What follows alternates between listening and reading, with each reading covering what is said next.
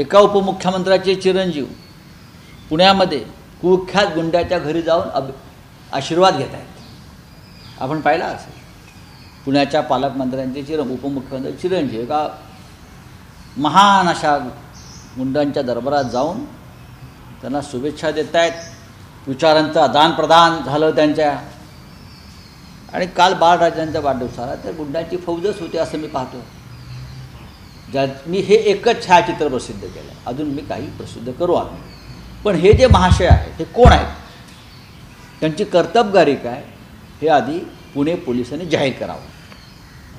हे महात्मा जे भेटले आहेत, अभिष्टचिंतन त्यांच्याबरोबर जी अख्खी टोळी होती ते वर्षा बंगल्यावर, त्यांच्यावरती बाळराजांनी काय जबाबदारी दिली आहे भविष्यातल्या निवडणुकांसाठी, आपल्या विरोधकांचा काटा काढण्यासाठी.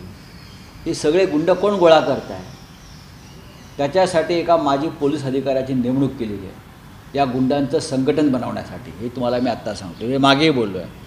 मुख्यमंत्री कार्यालयातून आणि वर्षा बंगल्यातून या गुंड टोळ्यांचं मॉनिटरिंग होत आहे. जेलमधून गुंडांना बाहेर काढलं जात आहे, जामिनावर बाहेर. आज सामनात मी दिलेला आहे, चार्जशीटच दाखल करत नाहीत आणि त्यानुसार त्या गुंडांना, अनेक गुंडांना जामिनाचा मार्ग मोकळा केला जातो. ही सगळी यादी लवकरच प्रसिद्ध होईल. गृहमंत्री देवेंद्र फडणवीस यांना या राज्यामध्ये कायद्याचं राज्य यावं असं वाटत असेल, त्यांना कायद्याची चाड असेल तर गृहमंत्री म्हणून ते काम करते.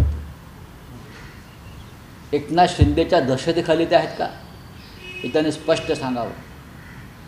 महाराष्ट्राला जो डाग लागतो गुंडगिरीचा, जो कलंकित होतो आहे महाराष्ट्र, त्याच्यामध्ये तुम्ही योगदान देत आहे का, ते त्यांनी सांगावं. हे काहीच नाही. अगदी भविष्यामध्ये तुम्ही पहा काय होणार आहे काय नाही. आत्ताच माझ्याकडे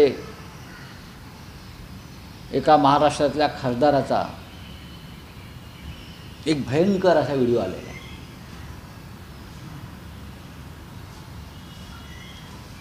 शिंदे गटाचे ते खासदार आहेत, परदेशात गेले होते, सतत परदेशात जात असतात. का जातात हे सगळे खासदार, हे आता हळूहळू बाहेर येत आहे.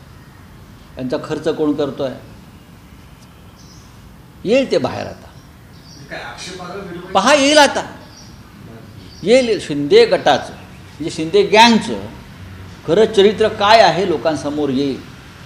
आणि एक दिवस गृहमंत्री नरेंद्र मोदी आणि अमित शहा जाहीर करतील, बाबा आमच्या यांच्याशी काय संबंध आहे, आमची चूक झाली. खासदार मुंबईतला आहे की मुंबई बाहेर येईल ना. आता वेट अँड वॉच. उपमुख्यमंत्री अजित पवारांचं एक वक्तव्य कालपासून सर चर्चेत आहे. शेवटची निवडणूक म्हणून बारामतीत काही जण भावनिक आवाहन करतील, पण त्यांची खरंच शेवटची निवडणूक कधी होईल हे माहीत नाही. अजित पवार इतके निर्दय होतील असं मला वाटलं.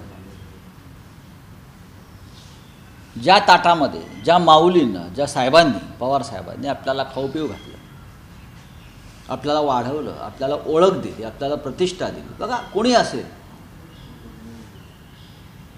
आणि तुम्ही त्यांच्याच संदर्भात अशी वक्तव्य करणं म्हणजे या नव्या कळपात गेल्यापासून आपण जे लांडग्यांच्या भूमिकेत गेलेले आहात. बरं का, मी वाघाच्या म्हणणारच नाही, वाघालाही काळीज असतं.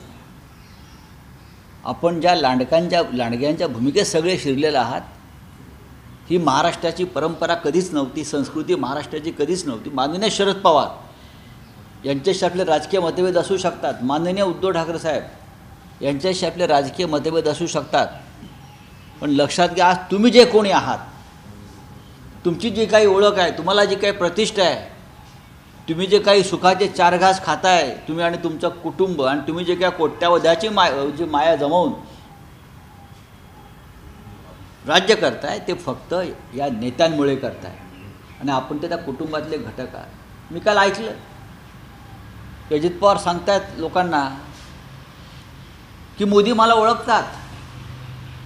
मी जेव्हा मोदींना वेलकम करायला जातो तेव्हा मोदी माझ्याकडे बघून हसतात. अहो, पण त्याच मोदींनी तुमचा 70,000 कोटीच्या सिंचन घोटाळ्यावरती सगळ्यात आधी हल्ला केला होता, हे तुम्ही विसरताय. तेच ना मोदी, तेच अमित शहा ज्यांनी तुमच्या भ्रष्टाचारावर येऊन हल्ला केला होता. आता तुमच्याकडे मोदी हसतात म्हणून तुम्हाला गुदगुल्या होत आहेत. काय आता शिंद्यांना गुदगुला होतात माझे अमित शहाशी म्हणे चांगले संबंध आहेत. हे अमित शहा त्यांना तुरुंगात टाकायला निघाले होते शिंद्यांना, मला माहीत नसेल तर सांगतो. मग माननीय शरद पवार असतील, प्रतिभाताई पवार असतील, त्यांचं कुटुंब असेल, ह्यांनी तुम्हाला इतक्या वर्षाचे सांभाळलं. तुम्ही कोण होता, आम्ही कोण आहोत? जर शिवसेना नसती, की जर बाळासाहेब ठाकरे उद्धव ठाकरे नसते तर आम्ही कोण आहोत? आम्ही कोणी नाही. जर शरद पवार नसते, त्यांनी इतकं मोठं साम्राज्य उभं केलं नसतं. तुम्ही अजित पवार तुम्ही कोण आहात? बारामतीत तुम्ही सायकलवरती फिरत होता मी पाहिलेलं आहे. पण माणसानं एवढं कृतज्ञ असू नये, कृतज्ञ घलानं माणसानं कायम कृतज्ञता ठेवली पाहिजे. आता तुम्हाला रामभक्तीला तुम्ही जागताय ना, रामनामाचे गोडवे गाताय ना, मग रामाकडून आधी ही कृतज्ञता शिका आणि मग मोदीचे गोडवे गा. मोदी म्हणे आम्हाला ओळखतो. अरे मोदीला आम्ही ओळखतो, तुम्हाला मोदी ओळखतात, पण मोदींना आम्ही जास्त ओळखतो. पण कालचं वक्तव्य हे महाराष्ट्राच्या जनमानसामध्ये अस्वस्थता निर्माण करणार, की राजकारणामध्ये कुटुंबातल्या व्यक्ती अशा प्रकारे वागू शकतात सत्तेसाठी, फायद्यासाठी. हे काल या राज्याने पाहिलं आणि हे जे विष आहे घराघरात मनामध्ये पेरण्याचं काम हे भारतीय जनता पक्षाने केलेलं आहे. म्हणून महाराष्ट्र या भारतीय जनता पक्षाला कधी माफ करणार नाही. आज तुमची सत्ता उद्या जाईल, पण लोक रस्त्यावरून तुम्हाला तुडवतील. लक्षात घ्या, ही महाराष्ट्राला ज्या पद्धतीनं तुम्ही या खड्ड्यात घालताय, असंस्कारी करताय, बरं का, भावना शून्य करण्याचा प्रयत्न करताय, हे या राज्यात कधी घडलं नव्हतं. चला, त्याच भाजपचं मिशन अयोध्या आजपासून सुरू होते. रात्री 9 वाजता पहिली ट्रेन अयोध्येला मुंबईतून जाणार आहे, मोफत दर्शन. आधी मुंबईमधला रोजगार जो बाहेर गेला आहे तो आधी घेऊन या. मोफत दर्शनाची गरज नाही. ज्याला रामदर्शनासाठी जायचं आहे ते जाऊ शकतात, आम्ही जाणार आहोत. पण फुकट रामदर्शन, रामलल्ला दर्शनाला जे तुम्हाला मतं मिळणार असतील तर तुमचा तो गैरसमज आहे. लोकांना रोजगार हवा आहे, लोकांना उद्योग हवा आहे, लोकांना शिक्षण हवं आहे, लोकांना आरोग्य हवं आहे, लोकांना उत्तम कायदा आणि सुव्यवस्था हवी आहे, आणि ती तुम्ही देत नाही आहात. रामलल्लाच्या नावावर या सगळ्या गोष्टी तुम्ही खपवू नका. भुजबळांनी एक ट्विट केलंय, करू द्या. मोठ्या क्रांतीची